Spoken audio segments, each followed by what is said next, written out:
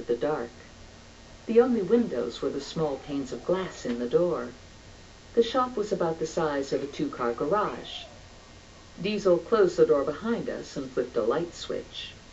Two overhead fluorescent fixtures buzzed on and threw a dim, flickering light across the interior. "Boy, this is cheery," Diesel said. "This would make me want to buy toys, right after I poked my eye out and slit my throat." The walls were lined with shelves, but the shelves were empty, and train sets, board games, dolls, action figures, and stuffed animals were all jumbled together on the floor. "This is strange," I said. "Why are the toys on the floor?" Diesel looked around the room. "Maybe someone had a temper tantrum." An ancient cash register sat on a small counter. Diesel punched a key, and the register opened. $7.50, he said. "Don't think Sandy does much business." He walked the length of the store and tested the back door. The door was unlocked. He opened the door, and we both peeked into the back room. "Not much to see here, either," Diesel said. There were a couple long metal folding tables and several metal folding chairs. Crude wood toys in various stages of completion. Did you hear they're on tour? Most were clunky carved animals, and even clunkier carved Cheech and Chong. trains. The train cars were connected by large hooks and eyes. We're listening to Lorelei King. Look around for something that might have the She's address of the reading other Janet workshop, EVANOVICH. It might be printed on Best a shipping author in label the or world. box, or maybe there's a scrap of Janet. paper with a phone number. We worked both rooms, but we didn't find Boy, an she got address a or fan phone club. number. The only item in the trash was a crumpled bakery bag from Baldano's. Sandy Claus had a sweet tooth. The store didn't have a phone. None had been listed on the bond agreement, Gotta make sure and we the didn't see any on site. screen's in there. The bond agreement also didn't list a cell phone. That didn't guarantee that one didn't exist. We left the store, locking the front door behind us. We stood beside my CRV in the parking lot and looked back. "Do you notice anything odd about this store?" I asked Diesel. "No name," Diesel said. "There's just a door with a small cutout of a wooden soldier on it."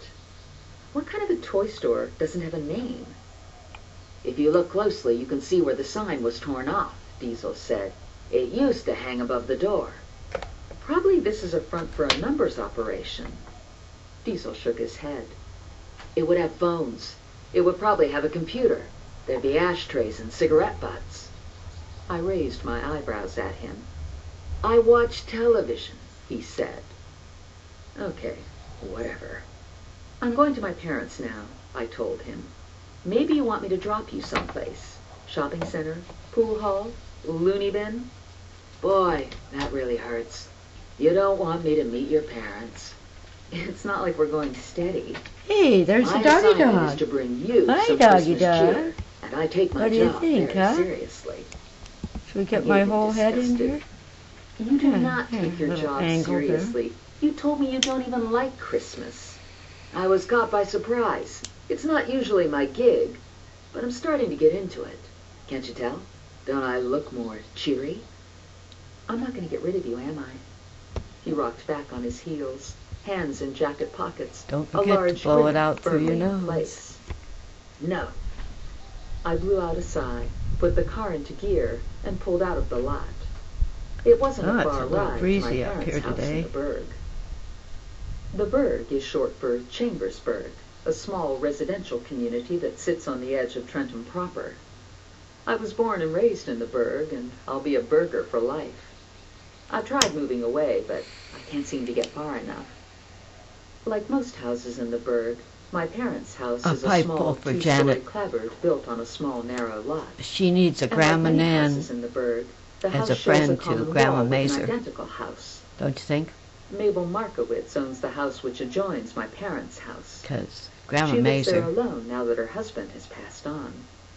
She doesn't keeps her know windows clean. She plays bingo twice a week at the senior center. how and to she do squeezes 13 cents out of every just dime. a small pipeful. I parked at the curb, Take the edge and off. Diesel looked at the two houses. Mrs. Markowitz's house was painted a bilious green. She had a plaster statue of the Virgin Mary in her tiny front yard, and she'd put a pot of plastic red poinsettias next to the Virgin. A lone candle had been placed in her front for Janet, window.